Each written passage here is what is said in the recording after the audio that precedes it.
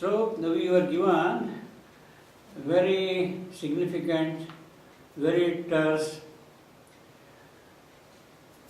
very deep introduction about the issue of fate, why Savitri has to undertake yoga, what is the problem she is going to face, and how the greater spirit is going to reverse the balance of nature and fate. That the greater spirit will make the artist of his fate, make the soul the artist of his fate.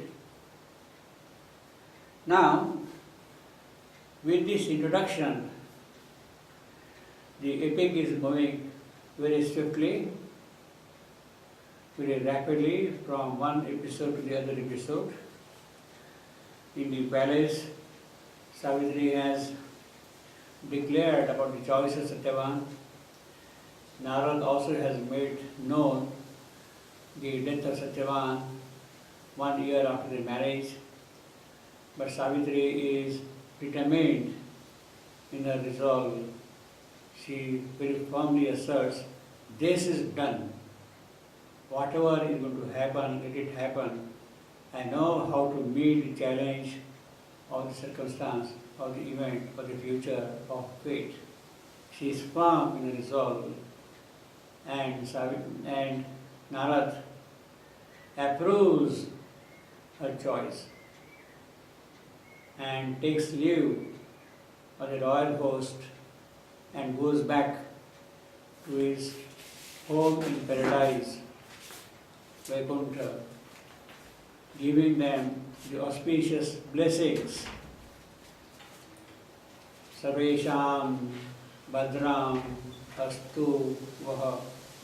Sarvesham Bhadram Astu Vaha. Let noble and auspicious things be to all. That is what Narad pronounces, gives his blessings, and goes back. Now, at this point, Savitri's father has to take the initiative and take Savitri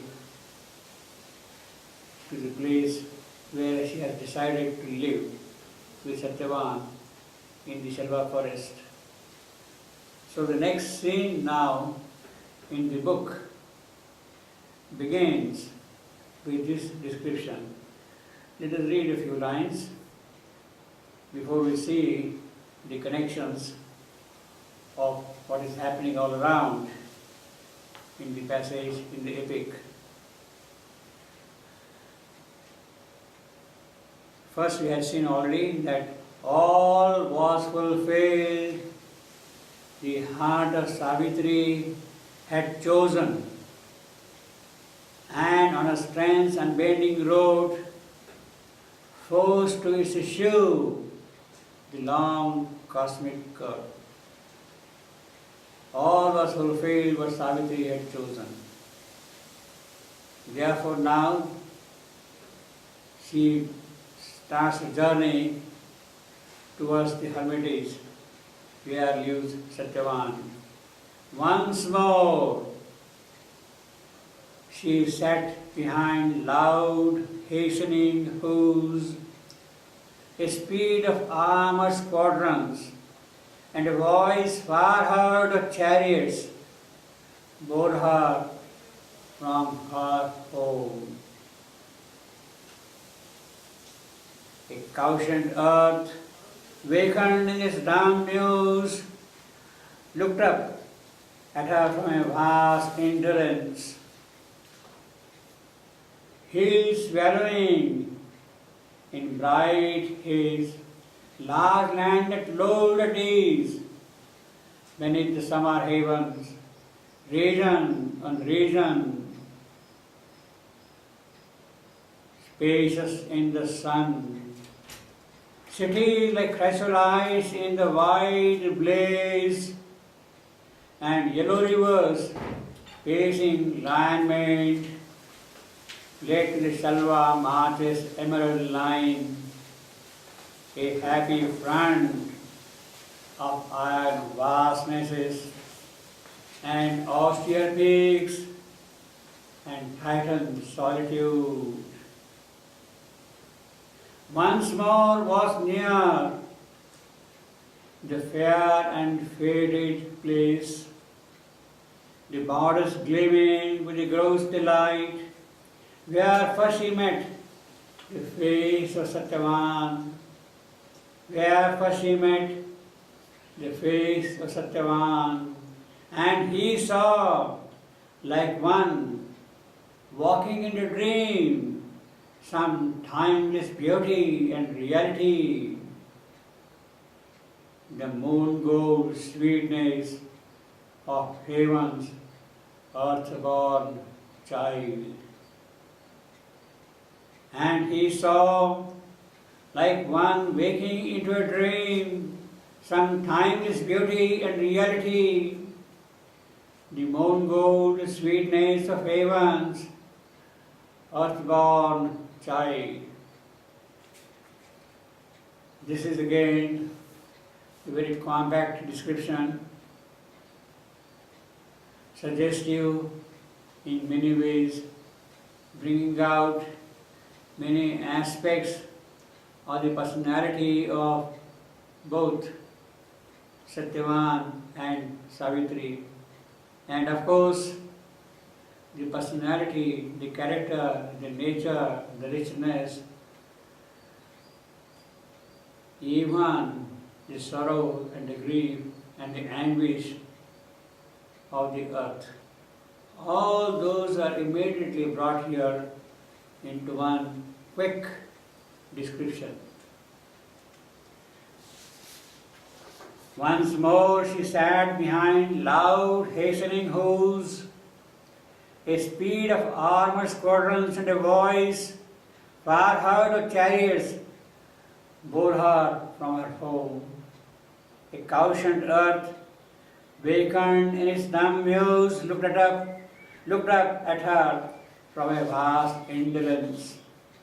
Hills swallowing in bright haze, large lands that lulled at ease beneath the summer heavens, region on region, spacious in the sun, cities like chrysolites in the white blaze, and yellow rivers pacing, lion-maned, led to the Salva Marches emerald line, a happy front to iron vastnesses and austere peaks and Titan solitudes. Once more was near the fair and fated place, the borders gleaming with the gross delight, where first she met the face of Satyavan, and he saw like one waking into a dream some timeless beauty and reality, the moon gold sweetness of heaven's earthborn child. This is the place where they had met first, at the meeting place. And again Savitri has come to that place. The description begins with the line, once more she sat behind loud hastening hoofs. Hastening hoofs, the speeding chariots going to the hermitage. Once more. Now this once more is very significant, is very loaded. It has not only the immediate suggestions, but it has also occult depths. That phrase once more. You see, Savitri was first going from place to place, in search of a life partner. She has traveled to various kingdoms, crossed various countries, lands, mountains, rivers, forests. She was going from place to place constantly, but she could not find one whom she would choose. But now here at the meeting place, by the touch of God, things happened and they met, and Savitri assures Satyavan that she will come back soon from the palace. After meeting him, she has to go back to the palace, to Mathura, and tell her parents about the choice she has made. Savitri has chosen him, she must report back. This is done. The intervening episode speaks of Narad also, but it is all settled now, and she has to go back once more to the place where they had met and where she had promised Satyavan, yes, soon I will come back. Now that is the immediate context of the phrase once more, as it would run in the storyline that these things happen, now this is going to happen once more. This is in the storyline. But this once more has a deeper connotation. It has very powerful occult contents in it. Savitri and Satyavan have been coming to do the work throughout the ages, through long ages. Life after life, they have been coming, they have been meeting, they have been carrying on their work. Whatever had got to be done during each life period, they were accomplishing. But now this once more is a more definite, more decisive meeting of the two, and something which has to happen, which had not happened, which could not happen until now, must happen now. Therefore, after so many trials, so many attempts, so many difficulties, she has taken up the challenge once more. And now she is going to accomplish the mission of her mortal birth. Therefore, this once more is really very significant. Once more she sat behind loud hastening hoofs, loud hastening, the chariot is speeding, making noise on the roads and the paths, and she is rushing towards the destined place. It also indicates the quickness with which things are going to happen. Yes, now the moment has come. Once more she has taken up the reins in her hand, and the chariot is speeding into its destiny. The job is going to be accomplished. It is going to be done with speed, with decisiveness, with the full impact of her presence now. Because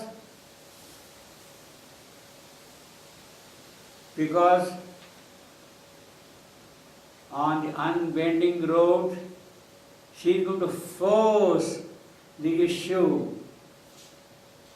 She is going to make cosmic curve move, take a turn, the way she wants it to take a turn. That is what is going to happen soon now. And it is happening very quickly. This is the content of the passage here. And then as she is going from place to place, the whole scene of the Aryavarta of the Vedic age is presented to us in just a few lines, roughly a dozen lines. The whole scene of the Aryavarta is portrayed as a very vivid, very gleaming, very sure picture of the things that are going to happen. A cautioned earth vacant is dumb muse. All along, not even a human trace was seen by this earth there, heard the pace of man walking on his road. But now, the speed of the quadrant, the horses rushing on the path, it is they who are making the earth wake up. Yes, you have been lying low, indolent, lazy, luxuriating in your beauty and grandeur and green and all that for too long. Now, come on, wake up. The moment is arriving. Be ready to make yourself for that particular event. Looked up at her from vast indolence. Savitri is being seen by this earth. Oh, somebody is going along this road. And the entire nature is watching the caravan rushing on the way to the hermitage. The squadrons, the chariots, the army, the royal procession marching to the forest. Hills wallowing in a bright haze, large lands that lolled at ease beneath the summer heavens. So the scene is the summer. Savitri is going to the hermitage in the month of summer, about this time, May, June. It is about this time that Savitri is going to the hermitage. Or rather, the meeting or the marriage of Savitri had taken place about this time, in the summer, May, June. And 1 year after the marriage, Satyavan is going to die. It means that he is going to die in summer. Now, therefore, the use of the season summer is again purposeful, meaningful, is carrying some hint of what is going to happen because of summer. The death of Satyavan occurs in summer. The death of Satyavan does not occur due to accident, that while cutting the wood trees by chance, by a haphazard stroke, he hits his own limbs and then he dies. It is not that. It is not that he has fallen from the tree and got hurt and collapsed. It is not that also. It is not in the thick forest, inhuman forest, where there is no habitation, that he is going to die due to snake bite. Another possibility. All these are ruled out totally. Then what is the cause, the physical cause, the natural cause of his death? The natural cause of the death lies in this summer. The hot summer is the thing behind the death of Satyavan. The natural cause of Satyavan's death lies in the heat of the sun. He says here, summer heavens, large lands lolled at ease beneath the summer heavens. You can see the intensity of the summer, spacious in the sun. He is using specifically again the word sun during the daytime, hot intense sun. Satyavan was exerting himself greatly because he wanted to give maximum time to Savitri when they were together in the forest. So he wanted to finish off the day's work quickly and be free of his daily routine. And in the process of hard work and due to the summer heat, he collapsed due to sunstroke. So that could be the cause of his possible death. So he says that lowlet is beneath the summer heavens, region on region, spacious in the sun.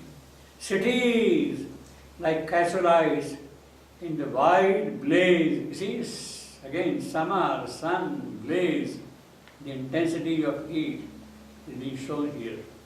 And yellow rivers, pacing lion mane, rushing through the muddy waters to the muddy regions.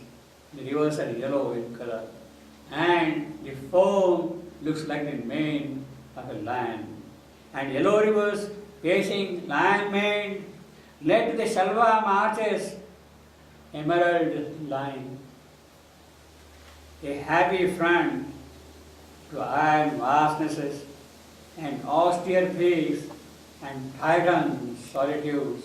Now this is the description of nature, extremely beautiful, extremely powerful, extremely meaningful.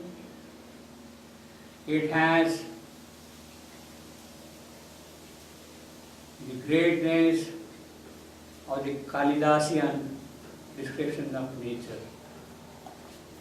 While Kalidas could be romantic in the description, what we have here is not only romantic but also deeply classical, deeply meaningful, deeply spiritual. The spiritual touch is very powerful even in these lines, in this description.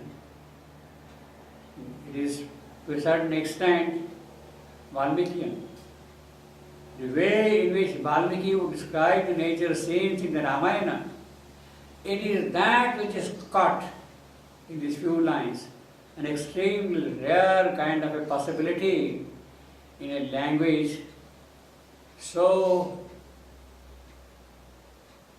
unhelpful for an Indian description of this kind. English language is not easily amenable for this kind of a description.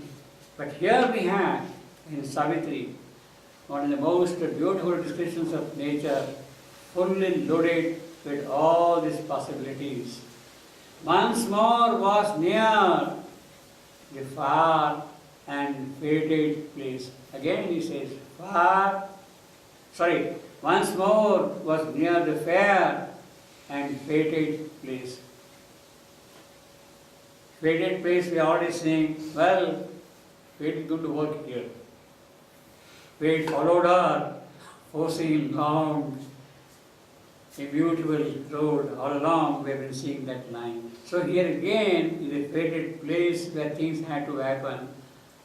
On a summer day, in the month of May or June, roughly at midday, at noon hour, when the sun is in full blaze, in its full intensity. Once more was near the fair and fated place, the borders gleaming with the groves of delight, where first he met the face of Satyavan, and he saw like one waking into a dream, waking into a dream. He is not waking out of a dream. He is still dreaming, and suddenly he sees something beautiful there. Oh, what has come across here? Some wonder, some beauty, some joy, some happiness, some felicity of an exceptional kind.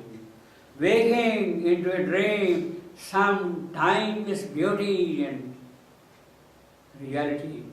Some timeless beauty and reality. That is what Savitri is. Timeless beauty and reality. Although she has taken a human birth, she is going to be here for a short time, but hers is timeless beauty and reality, which cannot be marred by the moments of time, by earthly durations. the moon gold, sweetness of heaven's time-born child. Well, let us see some of the words which occur in this description, how the poet has chosen some of these epithets, some of these words very purposefully and very consciously to bring out certain deliberate effects also as an artist. Although the whole description is a very natural to him, he is very leisurely, very confidently describing all the details, but there is the touch of the artist also in the entire description. First we have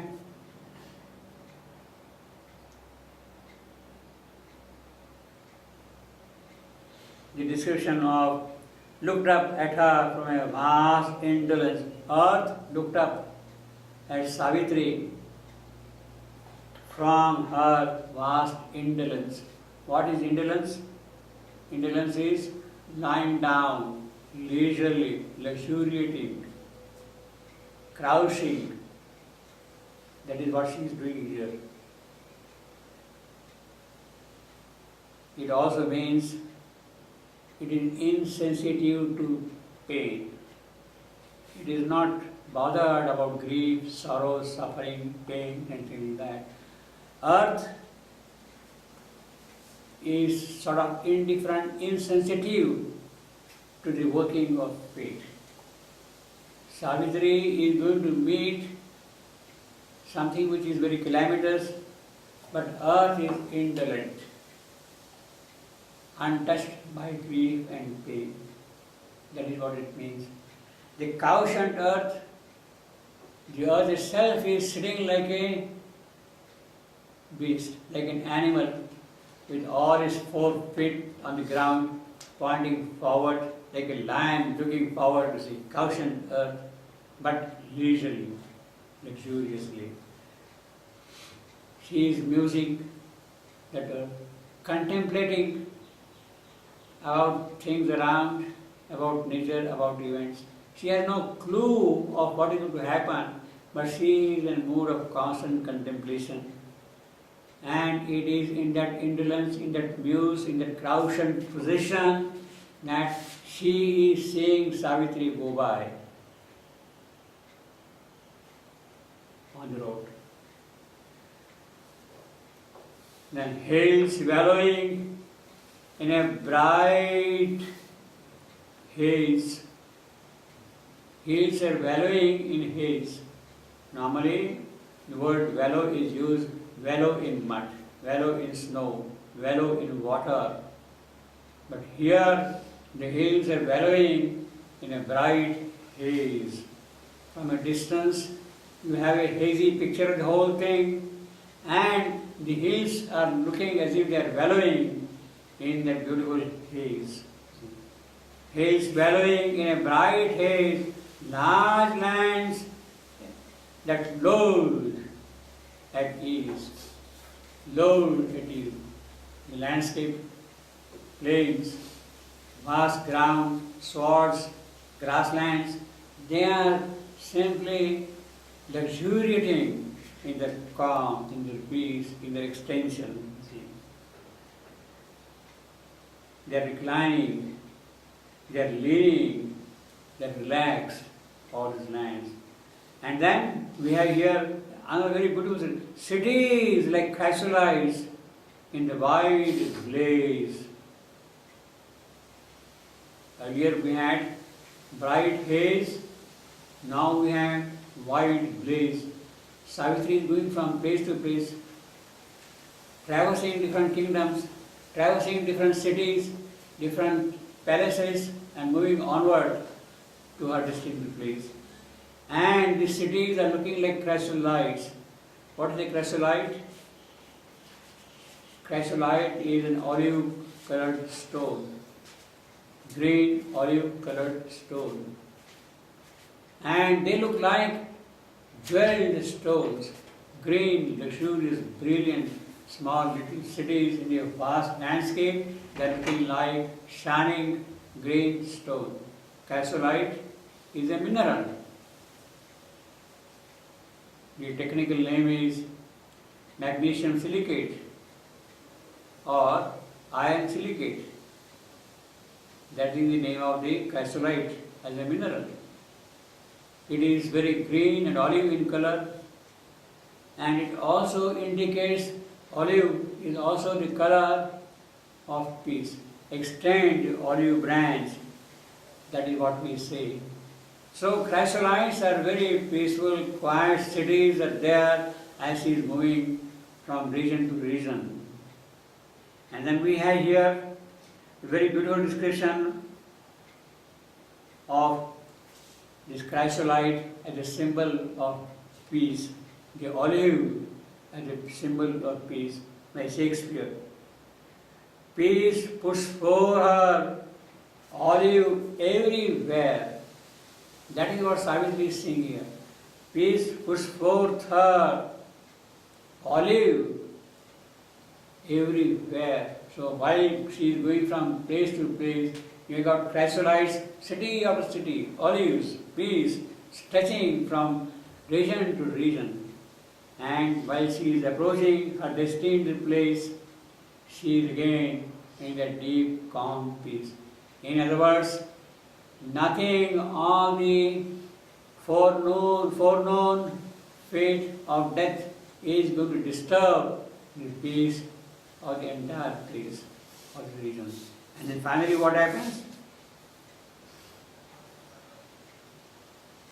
And chrysolites in its white blaze and yellow rivers pacing landmaid, led to the Shalva marches emerald line. Again emerald, chrysolite, green, luxurious forest, thick forest, green forest.